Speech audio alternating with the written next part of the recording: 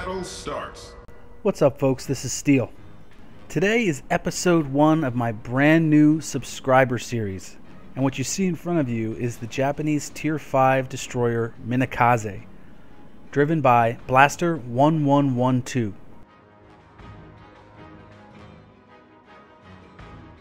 Blaster has a hell of a match in this thing.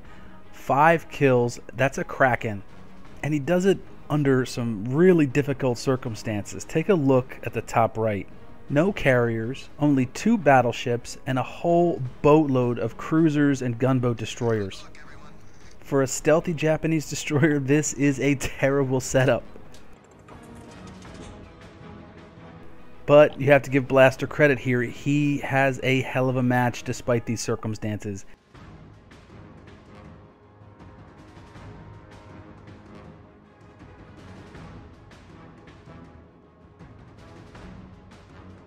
Unlike practically all of the ships in World of Warships, Japanese destroyers work alone. And if you can survive the initial rush of enemy forces, you're probably going to have a half-decent match. I actually told Blaster when this match started, I might as well go to A8 and just sit there until it's 7 versus 7.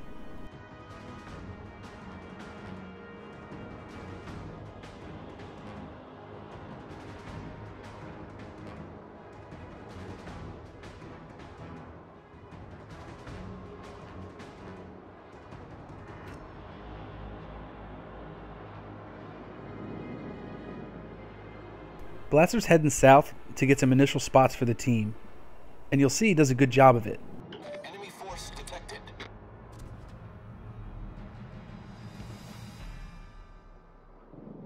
At this point, he doesn't know if there's going to be cruisers coming around these islands, any destroyers coming around these islands, so he's being very cautious.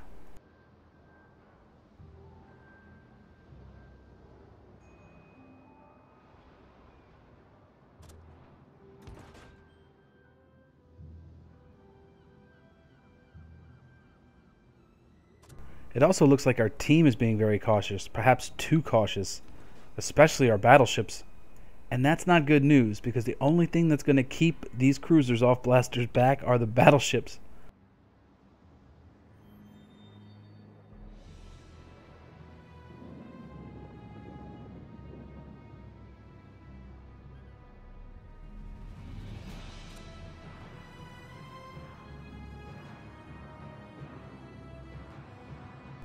Here Blaster sees an inbound Omaha, and although the Omaha's 10 clicks away, he's going to try to get some torps off to deter it, because he definitely doesn't want this cruiser to be turning this flank and shooting from the south.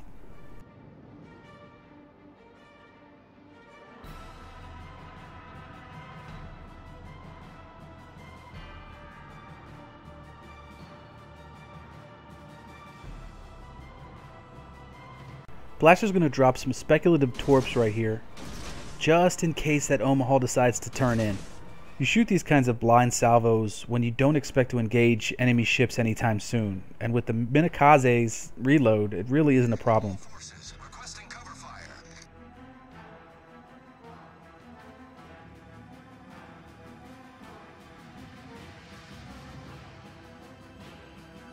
Here Blaster's probably thinking he wants to go help this Königsberg, who seems to be the only aggressive player in this match.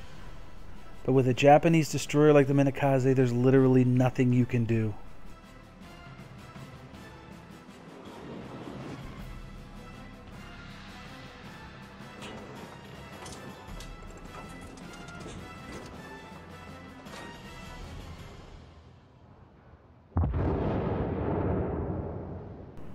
There, the Königsberg's down, but that's not necessarily a bad thing. A lot of times when the enemy sees the ship that they could kill, they get a little bit bloodlusty, and you're going to see pretty soon Blaster's going to have some targets.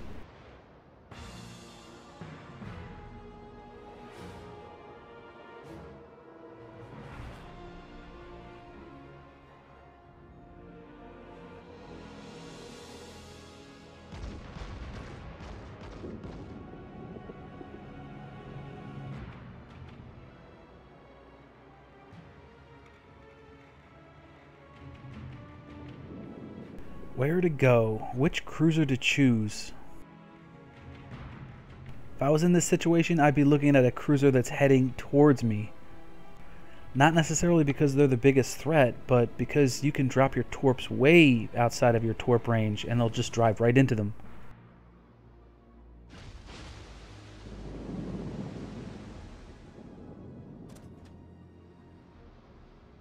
Alright, so it looks like the Kuma.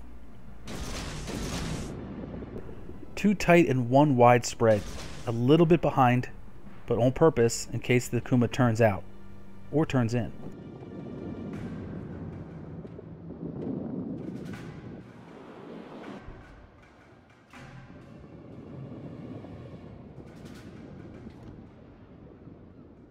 But remember, these are cruisers that Blaster's trying to torp, and they are fast and they are slippery.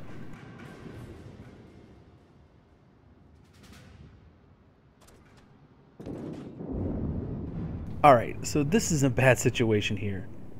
The cruisers are being very cautious, and they're forming a pincer, and they're tightening the grip. The only thing Blaster can do right now is remain undetected and just throw out some torps and hope for a hit.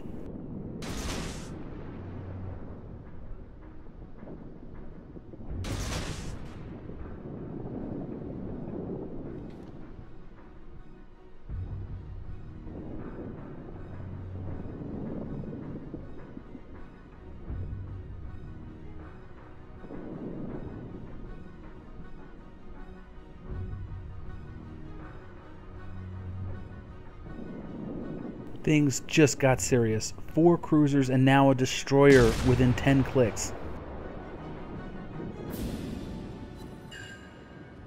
Enemy severely damaged. Blaster's desperate to help the team. He goes guns hot at the risk of being spotted, but he knows that he's behind the islands and heading away. And right on time, here come the shells.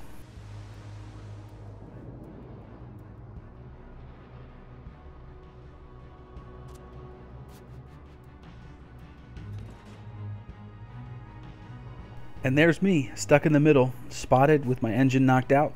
I was trying to help someone else, and it doesn't work out for Japanese destroyers very much.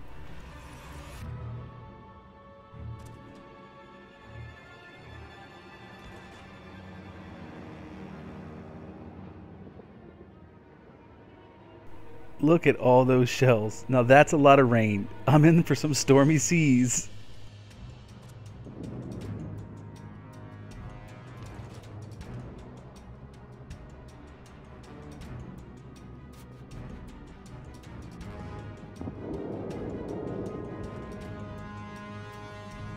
Again, not much Blaster can do here. The only thing he can do is drop some blind torps and hope it forces them to turn out.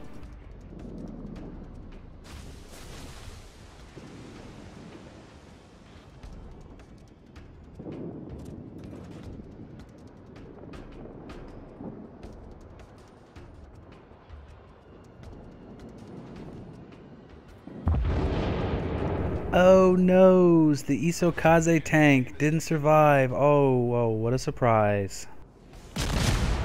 Guns hot!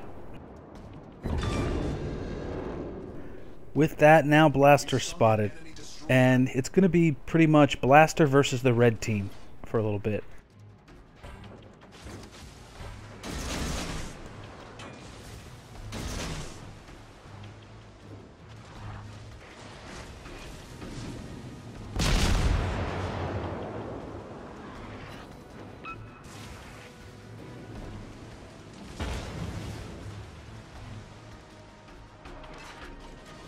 No way. Really? No way. Come on. Oh. Enemy destroyer foundered.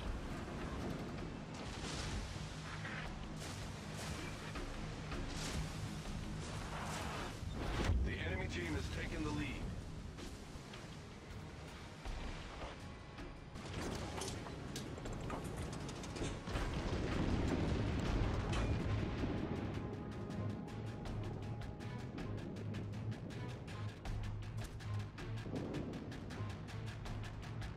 Shooting torps at a smokescreen is always a good idea.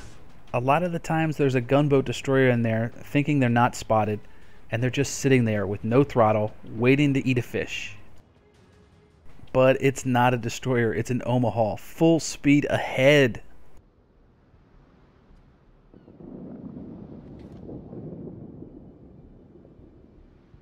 Okay, the Omaha turned out, no joy.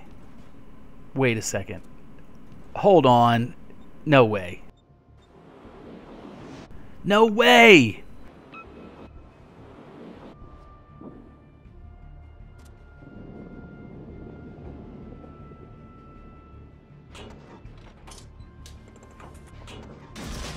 I think Blaster thinks this Omaha wants some more.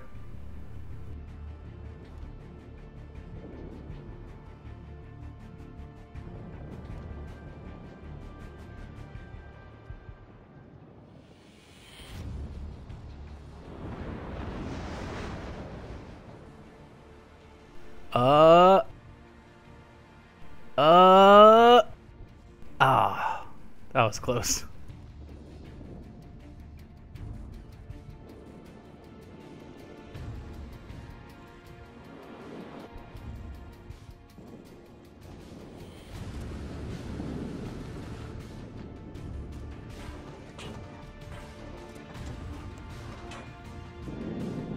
Now, look at that reload. That torp reload is insane. No wonder people love the Minekaze.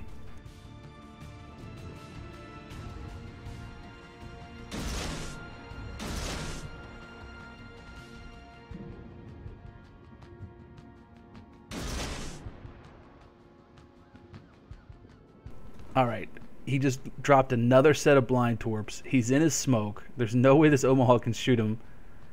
There's no way he hits this thing. Oh! Enemy cruiser destroyed. Take a look at your mini-map right now. That was a huge torp kill. If he hadn't hit that Omaha, there's really nothing he could have done. And since there's no friendlies nearby, he wouldn't have gotten any help. That was a game-changing set of torps. And if Blaster had gone down at this point, I think this match would have been a loss.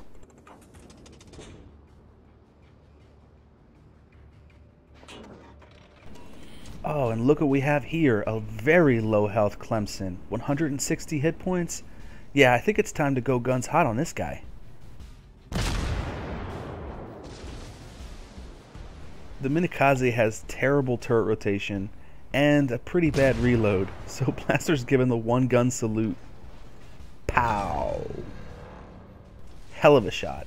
Enemy destroyer blown up.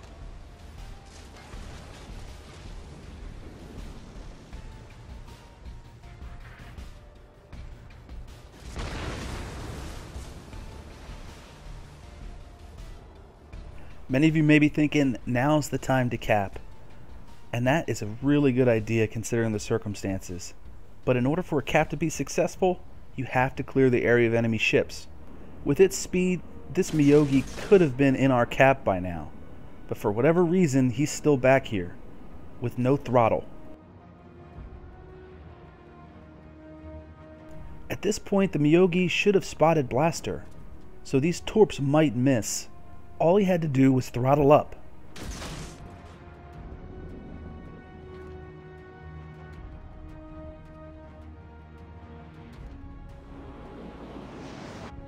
But oh my god, I think this Miyogi was on the telephone.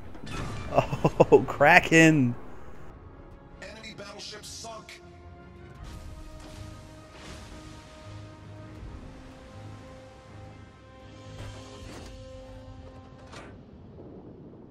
So Blaster's pretty much killed almost half the enemy team, and this battle still isn't over. He's trying to cap, but there's an inbound Omaha and Murmansk on the way. And look at the friends. There's a Furutaka and a Wyoming on the other side. Engine boost deactivated.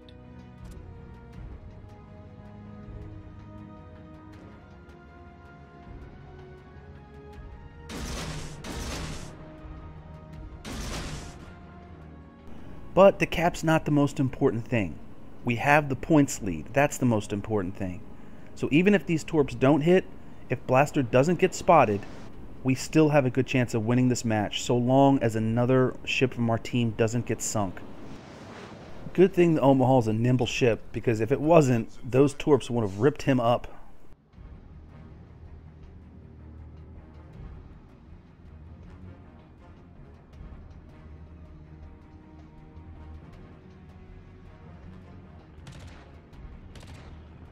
So I was hoping that Blaster wouldn't get spotted, but these spot planes really can ruin a Japanese destroyer's day. So instead, Blaster uses the terrain.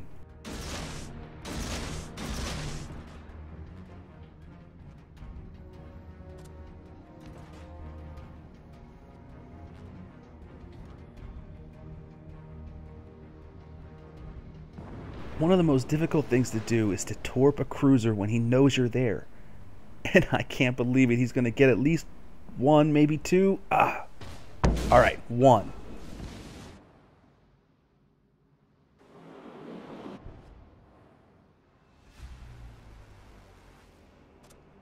But Blaster's still not safe. There's a Murmansk he lost track of a few moments ago, and he could pop around one of these islands any second.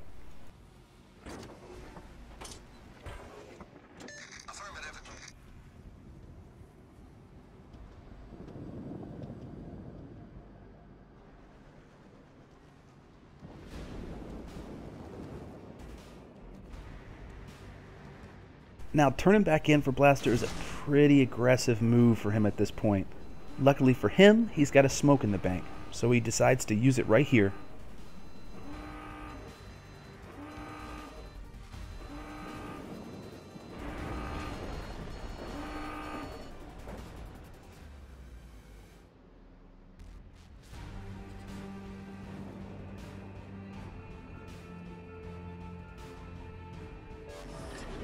Smoke screen set.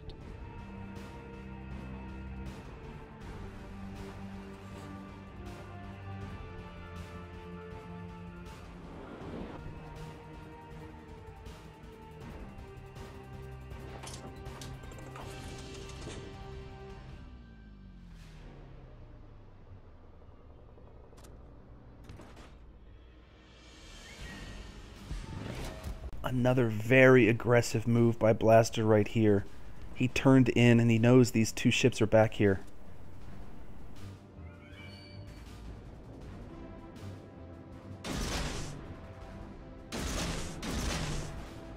Thankfully, this Murmansk is distracted by this Furutaka that just arrived. This is a terrible, terrible situation. Blaster's in between two Omaha-class cruisers within spot range, within guns range. He should be dead at this point. But what is this Murmansk thinking?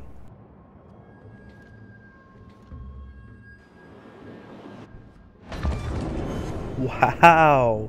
Kraken +1. Torpedoes, dead ahead.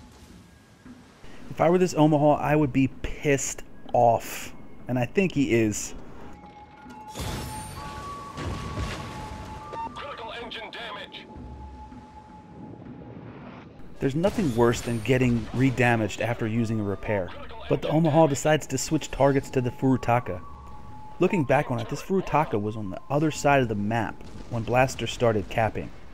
But he did a good job by sailing full speed to this side, and it really did save Blaster's life here. The Furutaka winds up being the top EXP earner in this match, despite Blaster sinking half the enemy team. But I have to tip my cap to Alcee and the Furutaka. You don't get top EXP for doing nothing. He's probably the only reason why the enemy team didn't cap already at this point. And then he shows up right in a situation that Blaster would have a major, major disadvantage.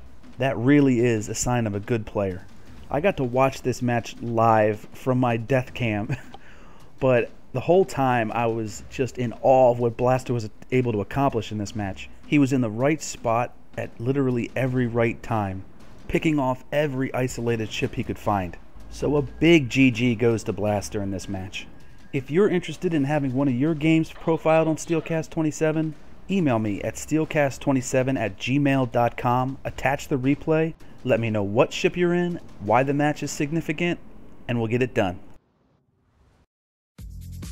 Hey everybody, thanks for watching. Feel free to like or comment, and if you're interested in seeing more content in the future, subscribe. My live stream is currently on Twitch at the URL you can see right there.